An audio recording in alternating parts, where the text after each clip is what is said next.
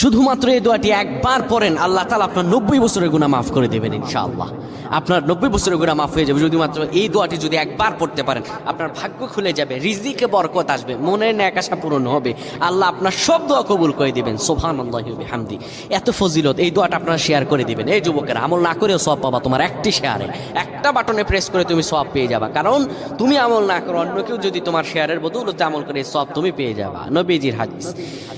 আমার ভাইয়েরা, আল্লাহর কাছে দোয়া করা, আল্লাহর কাছে দোয়া চাওয়া, এটি হলো মুমিনদের কাজ। আমার আল্লাহ বান্দাকে বলেন, বান্দারে উদউনি আস্তাজিব লাকুম, আমার কাছে চাও, আমার কাছে চাইলে আমি আল্লাহ তোমাকে দিয়ে দিব।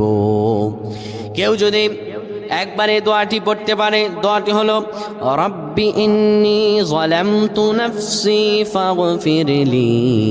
কেউ যদি এই দোয়াটা একবার পড়তে পারে, আমার আল্লাহ তাআলা তার 90